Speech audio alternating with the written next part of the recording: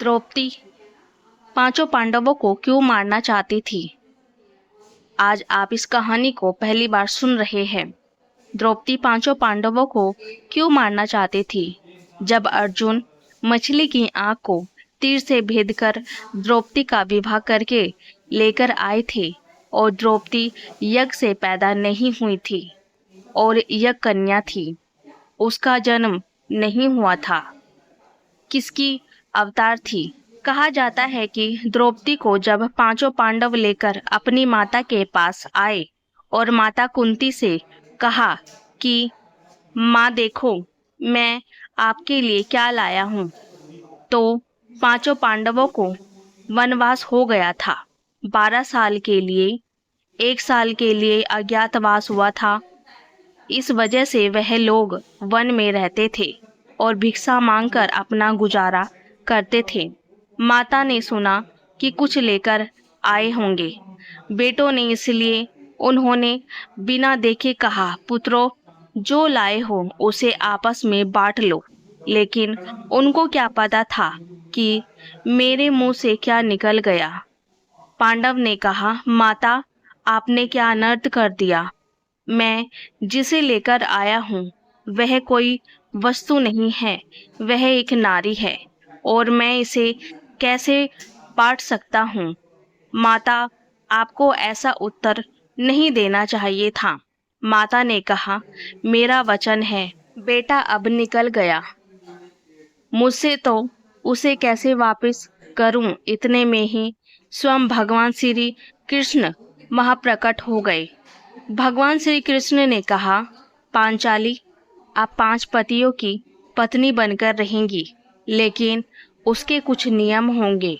जब वह किसी की पत्नी बनेगी तो 1 साल तक दूसरे जो पुरुष होंगे वह उसके जेठ देवर कुछ भी रिश्ते में लगेंगे, ऐसा बनकर रहेंगे। जब 1 साल पूरा होगा तो दूसरे की पत्नी बनेगी तो दूसरा जो बचेगा वह जेठ देवर, इस तरह से लगेगा। सारे पांडव मान गए। एक दिन की बात है, अर्जुन और उनकी पत्नी द्रौपदी एक साथ महल में बैठे थे। उसी बीच आकर पहुंच गए भीम। भीम ने देखा कि अर्जुन द्रौपदी का पैर दबा रहा है और भीम को इतना गुस्सा आया कि उन्होंने कहा, अरे नीच, तू एक स्त्री का पैर दबा रहा है, तुझे लज्जा नहीं आती? तुम एक पुरुष होकर इतनी इतनी नीच हरकत कर रहा है। लेकिन भीम को नहीं पता था सच्चाई क्या है, जो आगे आपको इस वीडियो में पता चलेगी। अर्जुन कुछ बोलते इससे पहले भीम बहुत तेज से बोलने लगे। इस आवाज को सुनकर वहां पर स्वयं धर्मराज युधिष्ठिर पहुंच गया।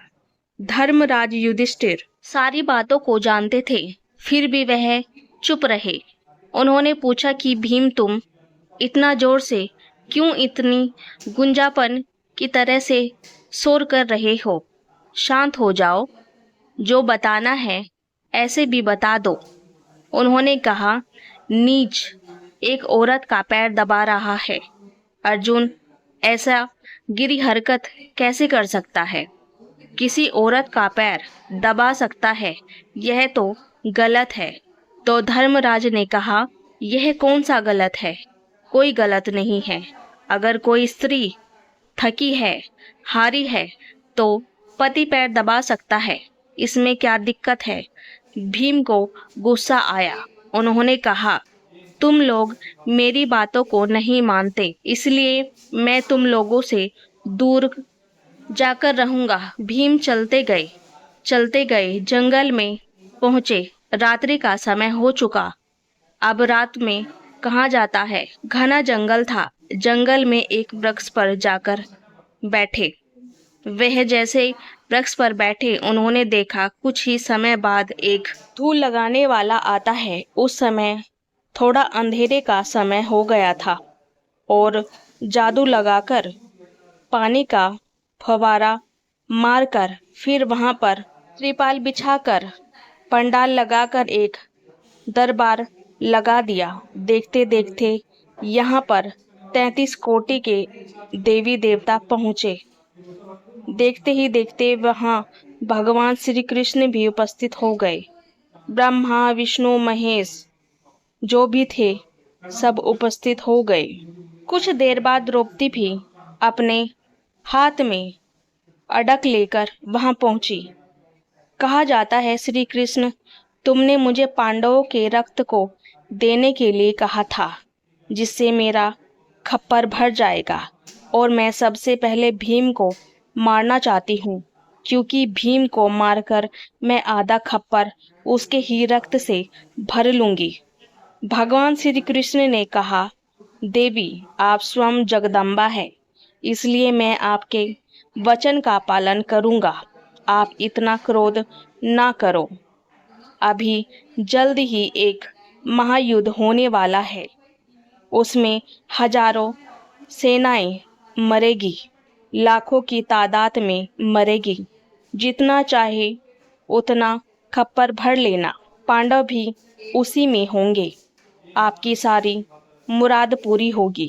और द्रौपदी ने कहा, ठीक है माधव, अगर आप ऐसा कहते हैं तो मैं जा रही हूँ, लेकिन अब मैं दोबारा आपसे आज्ञा नहीं मांगूंगी। भगवान श्री कृष्ण ने कहा, आप जाइए, मैंने जैसा कहा वैसा होगा। कुछ देर बाद वहां से द्रौपदी चली गई। सारे देवता चले गए, स्वयं भगवान श्री कृष्ण भी चले गए। रात्रि का समय था। भीम के अंदर डर पैदा हो गया।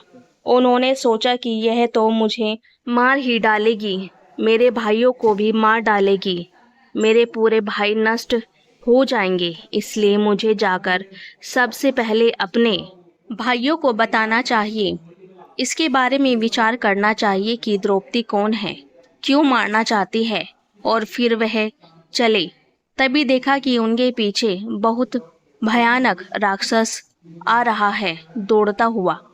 भीम से काफी बलशाली और बहुत विशाल शरीर वाला था, भयानक था। भीम ने देखा, भागना शुरू कर दिया। उनके पीछे वो राक्षस पीछा करना शुरू कर दिया। अचानक एक नककटासुर नाम का राक्षस, जिसका नाक कटा हुआ था, आगे बैठा और विश्राम कर रहा है पर्वत के ऊपर। अब भीम ने देखा कि आगे भी राक्षस, पीछे भी राक्षस। अब तो आगे खाई या फिर कुआं कहा जाएगा। भीम भागते हुए उसी के पास गया जहां वह पर्वत के ऊपर। मामा प्रणाम करता हूँ। तो राक्षस ने कहा, अरे भांजे, कहाँ से आ रहे हो, कौन हो तुम? भीम ने कहा, मामा श्री, परिचय बाद में जान लेना, पहले आप मुझे बचा लीजिए, क्योंकि मैं बहुत कष्ट में हूँ। महाविशालकाय राक्षस मेरा पीछा करता हुआ आ रहा है, अगर आप नहीं बचाएंगे तो मुझे खा जाएगा। राक्षस ने भीम को लेकर अपनी पीठ के पीछे छिपा दिया। राक्षस ने जब राक्षस को देखा तो वहां से चला गया, उल्टे मुंह करके भी भाग गए। पर्वत का रक्षासन, भांजे कौन हो तुम? उन्होंने कहा, मामा आप मेरे मामा हैं और मैं आपका भांजा हूँ, आप परिचय ना पूछे। राक्षस ने कहा, ठीक है। भीम ने कहा, मामा आपका नाक कैसे कट गया? राक्षस ने कहा, भांजे कुंती का पुत्र जिसका नाम अर्जुन है, उसने मुझसे युद्ध करके मेरा नाक काट दिया। मैंने सुना है कुंती के 5 पुत्र हैं। मैं तब से 5 पुत्रों को ढूंढ रहा हूँ। वह 5 पुत्र मिल जाए और मैं उनको खाकर तृप्त हो जाऊं, लेकिन वह मिले नहीं और मैं तब से ढूंढता रहा। फिर भीम डर गया। भीम ने कहा कि यह क्या कर दिया मैंने, आप भी मुसीबत में फंस गए। फिर सुबह हुई।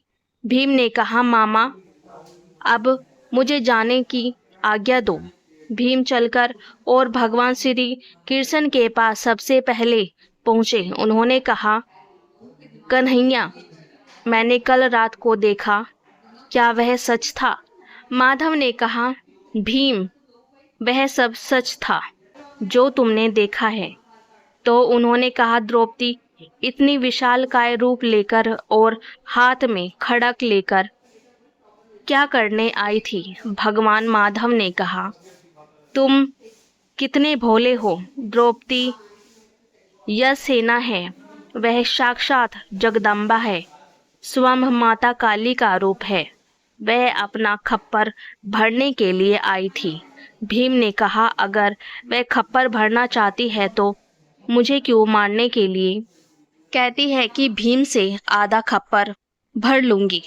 भगवान श्री कृष्ण ने कहा, उसने पहले ही निश्चय कर लिया है, वह आपको मारकर खप्पर भरेगी।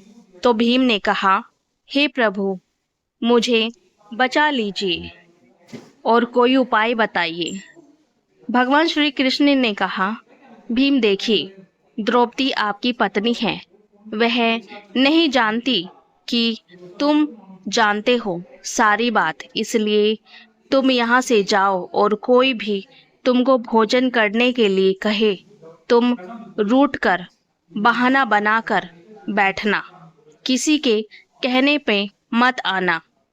जब स्वयं द्रौपदी तुम्हारे पास आएगी और उनसे 3 वचन ले लेना, तब तुम भोजन करना, तब तक मैं भी आ जाऊंगा।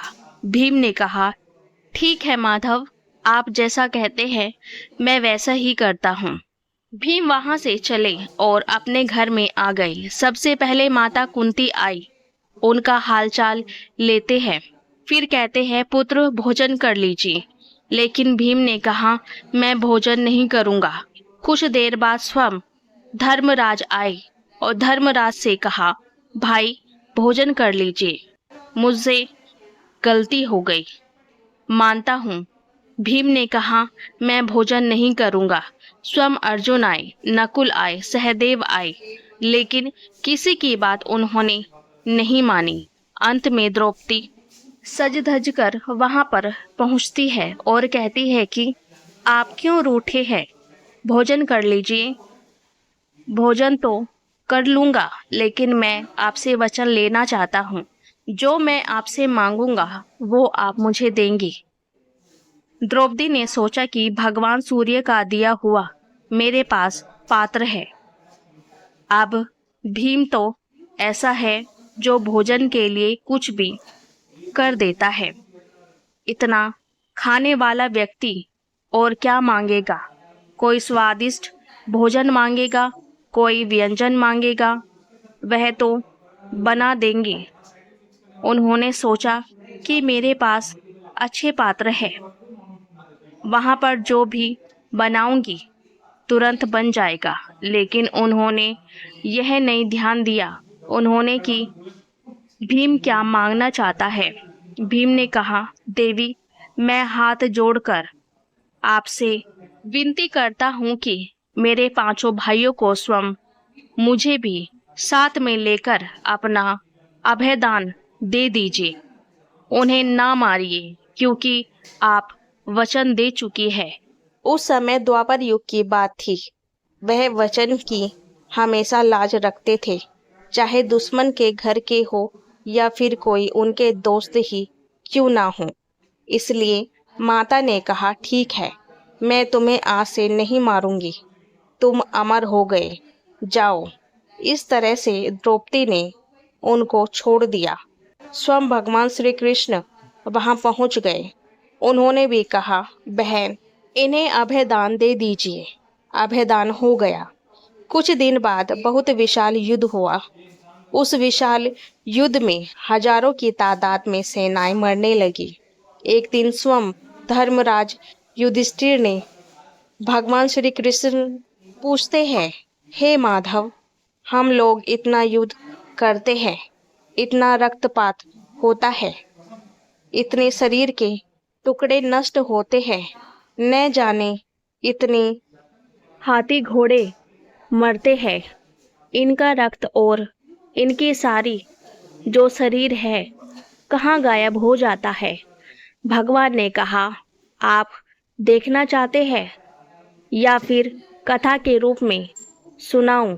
धर्मराज ने कहा, नहीं प्रभु, मैं देखना चाहता हूँ।